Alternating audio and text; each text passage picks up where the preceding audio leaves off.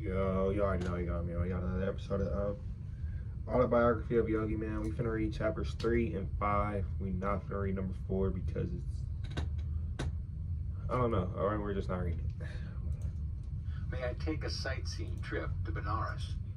My keen love of travel was seldom hindered by father. I'm pretty sure chapter 4 is just about him getting a message from his Yogi in a dream that he should go to the Himalayas, and then he goes to the Himalayas, and then that's where he meets the Perfume saint. Cities and pilgrimage spots. Usually one or more of my friends accompanied me. He would travel comfortably on first-class passage provided by father. You might read it, His position as a railroad official was fully satisfactory to the nomad in the family. Father promised to give my request due consideration. The next day he summoned me and held out a round-trip pass from Beverly to Benares, a number of rupee notes and 2 letters. I have a business matter to propose to a Benares friend, Kedar Nath Babu. Unfortunately, I have lost his address, but I believe you will be able to get this letter to him through our common friend, Swami Pranabanana. The Swami, my brother disciple, has attained an exalted spiritual stature. You will benefit by his company. His second note will serve as your introduction. Father's eyes twinkled as he added, "Mind, no more flights from home." I set forth with the zeal of my 12 years, though times have never dimmed my delight in new scenes and strange faces. Reaching Benares, I proceeded immediately to the Swami's residence. The front door was open. I made my way to a long, hall-like room on the 2nd floor. A rather stout man, wearing only a loincloth, was seated in lotus posture on a slightly raised platform. His head and unwrinkled face were clean-shaven. A beatific smile played on his lips. To dispel my thought that I had intruded, he greeted me as an old friend. "Baba Anand, bliss to my dear one." His welcome was given heartily in a childlike voice. I knelt and touched his feet.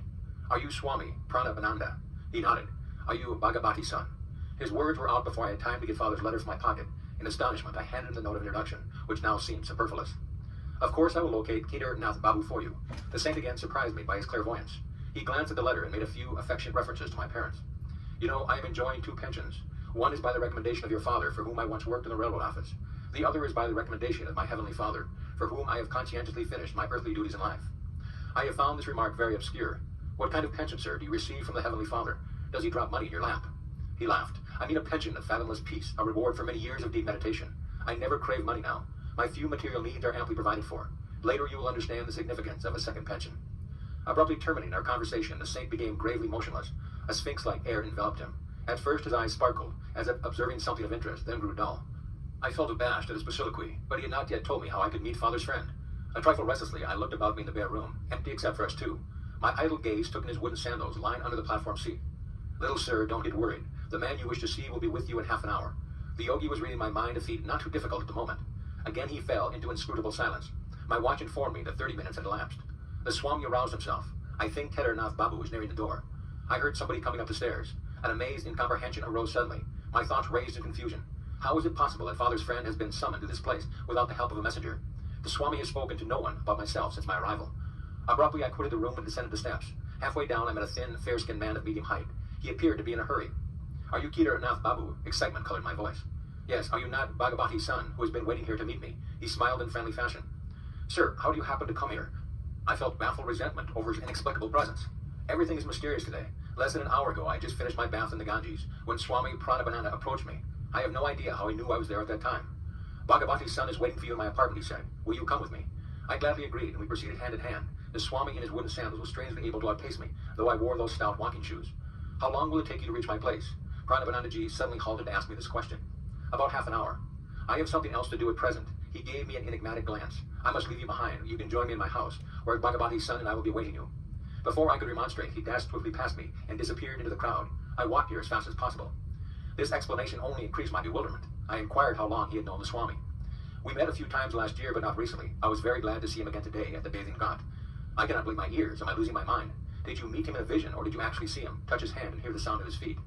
"I don't know what you're driving at," he flushed angrily. "I'm not lying to you. Can't you understand that only through the Swami could I have known you were waiting at this place for me?" "Why, that man, Swami Pranabanana, has not left my sight a moment since I first came here an hour ago." I blurted out the whole story. So basically what he said right there was the dude he was with had pulled up on other dude and said, "Hey brother, I'm gonna pull up on brother right here, right now. We gonna be here in 30 minutes, right?" But he did it without ever leaving Yogananda's side. Like, he was able to activate his light body and go over there to go talk to him, and then he was able to activate his light body, go over there, send him a message, and come back.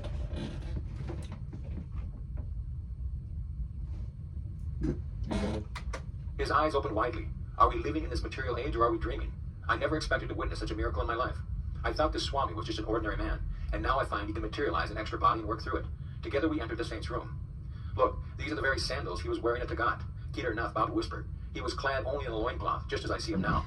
As the visitors bowed before him, the saint turned to me with a quizzical smile. Why are you stupefied at all this? The subtle unity of the phenomenal world is not hidden from true yogis. I instantly see and converse with my disciples in distant Calcutta. They are similarly transcended will every obstacle of gross matter. It was probably in an effort to stir spiritual ardor in my young breast that the Swami had condescended to tell me of his powers of astral radio and television. But instead of enthusiasm, I experienced only an awe-stricken fear, inasmuch as I was destined to undertake my divine search through one particular guru, Sri Yukteswar, whom I had not yet met. I felt no inclination to accept Pranabananda as my teacher. I glanced at him doubtfully, wondering if it were he or his counterpart before me. The master sought to banish my disquietude by bestowing a soul-awakening gaze and by some inspiring words about his guru. Larry Masha was the greatest yogi I ever knew. He was divinity itself in the form of flesh. If a disciple, I reflected, could materialize an extra fleshy form at will, what miracles indeed could be barred to his master? I will tell you how priceless is the guru's help. I used to meditate with another disciple for 8 hours every night. We had to work at the railroad office during the day. Finding difficult in carrying on my clerical duties, I desired to devote my whole time to God. For 8 years I persevered, meditating half the night. I had wonderful results. Tremendous spiritual perceptions illumined my mind. But a little veil always remained between me and the infinite. Even with superhuman earnestness, I found the final irrevocable union to be denied me. One evening I paid a visit to Larry Masha and pleaded for his divine intercession. My importunities continued during the entire night. When they say Larry Masha, they mean Lahiri Mahashaya. He's on my wall right there. But, yeah. Angelic Guru, my spiritual anguish is such that I can no longer bear my life without meeting the great beloved face to face. What can I do? You must meditate me more profoundly. I am appealing to thee, O God, my master. I see thee materialize before me in a physical form. Bless me that I may perceive thee in thy infinite form. Larry Masha extended his hands in a benign gesture. You may go now and meditate. I have interceded for you with Brahma. Immeasurably uplifted, I returned to my home. In meditation that night, the burning goal of my life was achieved. Now I ceaselessly enjoy the spiritual pension. Never from that day has the blissful Creator remained hidden from my eyes behind any screen of illusion. Pranabanada's face was suffused with divine light. The peace of another world entered my heart. All fear had fled. The saint made a further confidence. Some months later, I returned to Larry Masha and tried to thank him for his bestowal of the infinite gift. Then I mentioned another matter. Divine Guru, I can no longer work in the office. Please release me. Brahma keeps me continuously intoxicated. Apply for a pension from your company. What reason shall I give so early in my service? Say what you feel. The next day, I made my application. The doctor inquired the grounds for my premature request. At work, I find an overpowering sensation rising in my spine. It permeates my whole body, unfitting me for the performance of my duties. Without further questioning, the physician recommended me highly for a pension, which I soon received. I know the divine will of Lahiri Masha worked through the doctor and the railroad officials, including your father. Automatically, they obeyed the great Guru's spiritual direction and freed me for a life of unbroken communion with the beloved. After this extraordinary revelation, Swami Pranabananda retired into one of his long silences. As I was taking leave, touching his feet reverently, he gave me his blessing. Your life belongs to the path of renunciation and yoga. I shall see you again with your father later on. The years brought fulfillment to both these predictions. Kedarnath Babu walked by my side in the gathering darkness. I delivered father's letter with my companion read under a streetlight. Your father suggests that I take position in the Calcutta office of his railroad company. How pleasant to look forward to at least one of the pensions that Swami Pranabananda enjoys. But it is impossible. I cannot leave Benares. Alas, 2 bodies are not yet for me. End of chapter. Chapter 4. My interrupted flight toward the Himalayas. Leave your classroom of some trifling pretext and engage a hackney carriage. Stop in the lane where no one in my house can see you. These were my final instructions to Amar Meter, a high school friend who planned to accompany me to the Himalayas. We had chosen the following day for our flight. Precautions were necessary, as Ananta exercised a vigilant eye. He was determined to foil the plans of escape, which he suspected were uppermost in my mind. The amulet, like a spiritual yeast, was silently at work within me. Amidst the Himalayan snows, I hoped to find the master whose face often appeared to me in visions. The family was now living in Calcutta, where father had been permanently transferred. I'm trying to think the patriarchal Indian custom. I'm trying to think of if I really want to read this whole chapter. I'm going to touch into this chapter and Chapter see what it 5. talks A about. perfume saint displays his wonders. To everything there is a season, and a time to every purpose under the heaven. I did not have this wisdom of Solomon to comfort me. I gazed searchingly about me, on any excursion from home, for the face of my destined guru, but my path did not cross his until after the completion of my high school studies. 2 years elapsed between my flight with the mayor toward the Himalayas and the great day of Sri Yukteswar's arrival in my life. During that interim, I had met a number of sages, the Perfume Saint, the Tiger Swami, Najendra Nath Baduri, Master Mayasa, and the famous Bengali scientist, Jagadish Chandra Bose. My encounter with the Perfume Saint had 2 preambles, one harmonious and the other humorous. God is simple, everything else is complex. Do not seek absolute values in the relative world of nature. These philosophical finalities gently entered my ears. I stood silent before a temple image of Kali. Turning, I confronted a tall man whose garb, or lack of it, revealed him a wandering sadhu. You have indeed penetrated the bewilderment of my thoughts, I smiled gratefully. The confusion of benign and terrible aspects of nature, as symbolized by Kali, has puzzled wiser heads in mind. Few there be who solve her mystery. Good and evil is a challenging riddle which life places sphinx-like before every intelligence. Attempting no solution, most men pay forfeit with their lives, penalty now even, as in the days of Thebes. Here and there a towering lonely figure never cries defeat. From the Maya of duality he plucks the cleaverless truth of unity. You speak with conviction, sir. I have long exercised an honest introspection, the exquisitely painful approach to wisdom.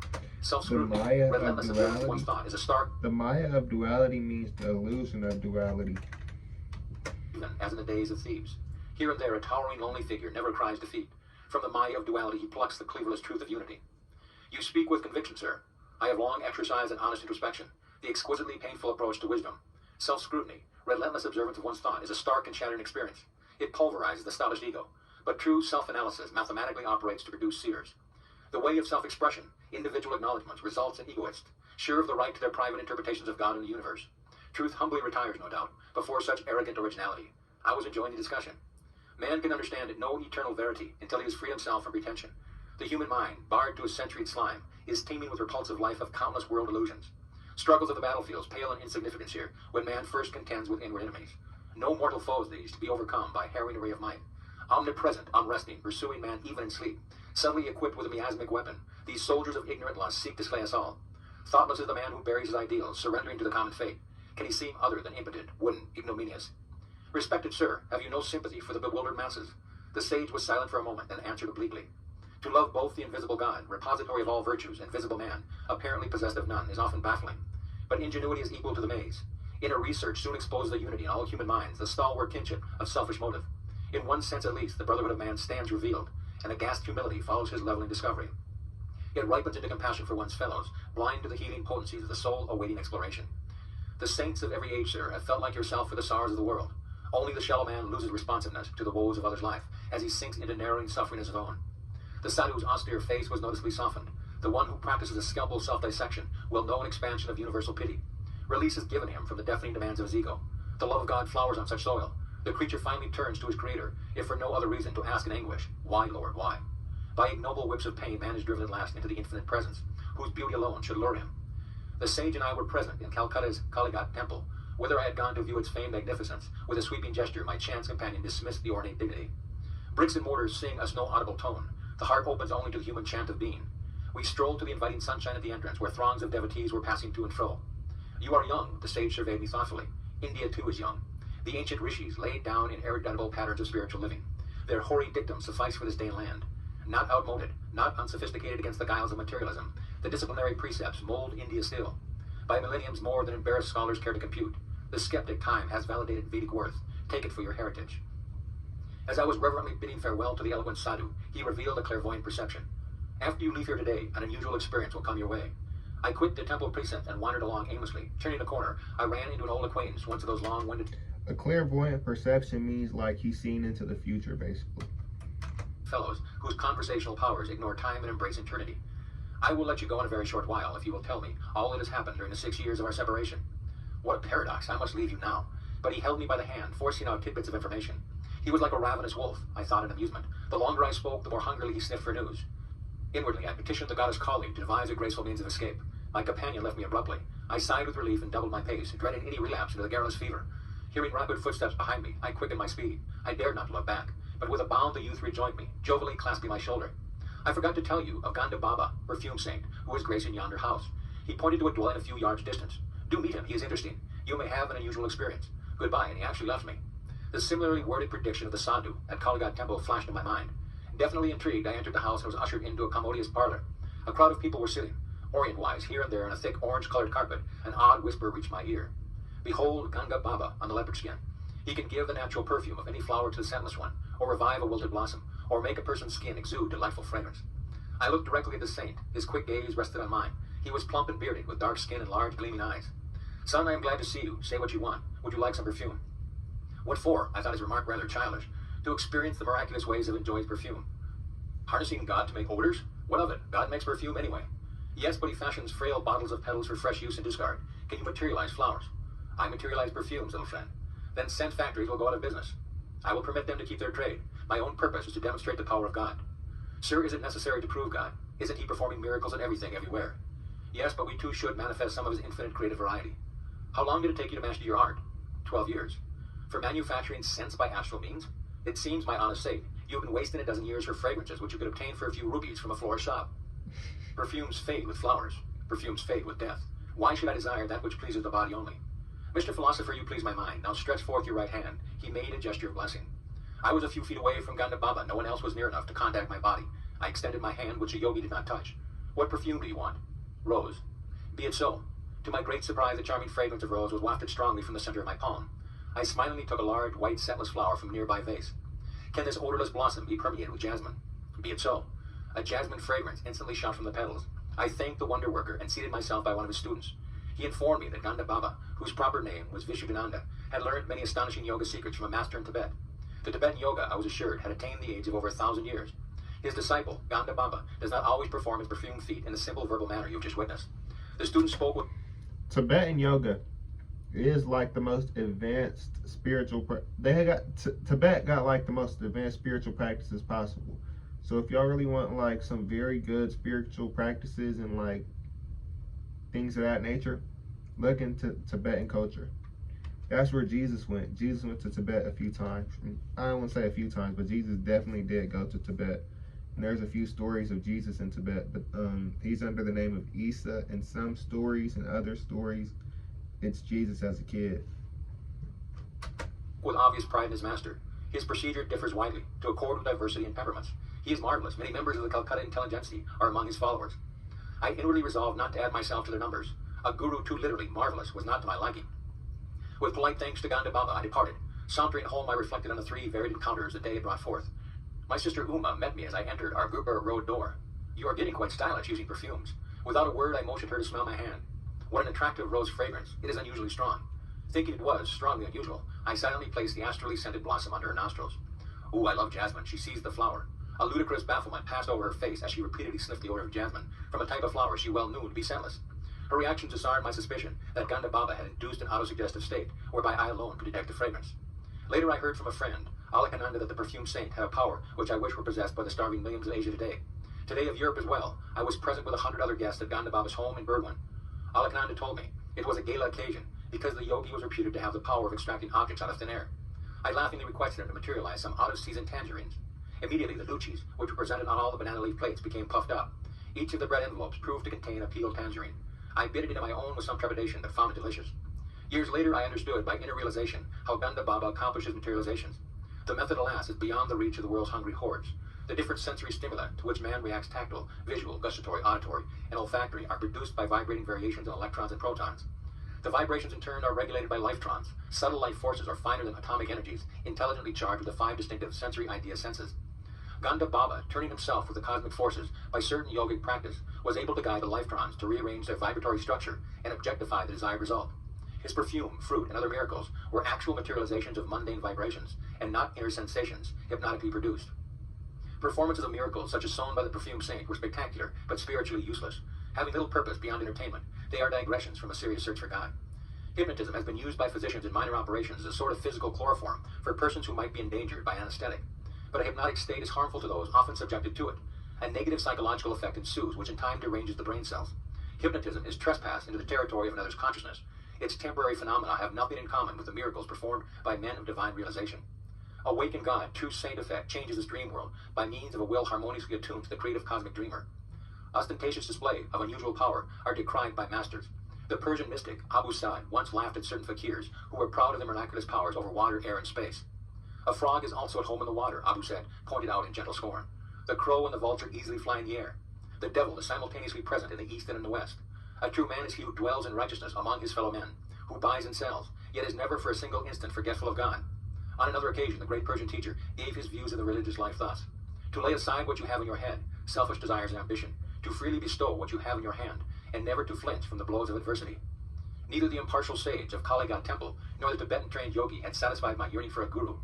My heart needed no tutor for its recognition, and cried its own bravos the more resoundingly, because often summoned from silence. When I finally met my master, he taught me by sublimity of example alone the measure of a true man. End of chapter. This nigga fully gave y'all how to materialize we going back. Sauntering home, I reflected on the three varied each has been used by physicians in minor operations as a sort of physical chloroform for personal psychological effect ensues, which in time deranges the brain cells. Hypnotism is trespass into the territory of another's consciousness. Its perfume, what idea, sense, and olfactory are right here. The different sensory stimuli to which man reacts tactile, visual, gustatory, auditory, and olfactory are produced by vibrating variations in electrons and protons. The vibrations in turn are regulated by lifetrons, subtle life forces or finer than atomic energies, intelligently charged with the 5 distinctive sensory idea senses. Ganda Baba, turning himself with the cosmic forces by certain yogic practice, was able to guide the lifetrons to rearrange their vibratory structure and objectify the desired result. His perfume, fruit, and other miracles were actual materializations of mundane vibrations, and not inner sensations hypnotically produced. Performances of miracles, such as sown by the perfume saint, were spectacular, but spiritually useless. Having little purpose beyond entertainment, they are digressions from a serious search for God. See? It fully just gave you how to materialize something, but although it is useless, it could be a pretty cool skill to obtain. So I may practice that. Fuck it, you feel me? I may just turn water into wine, because you know I could do that. You know, but yeah, that's it for this video though. Drop a like, comment, subscribe, comment other videos y'all want to see on the channel though, man. You feel me? And yeah, we about 21 minutes in, so this video wasn't too long, going too short, but I'm messing with it though. You feel me? Yeah, we recorded like 20 videos today. I'm pretty tired. We finna record 21 now. So next video I'm finna get recorded right now. With y'all, y'all come with me, and so we come with each other. On God, amen.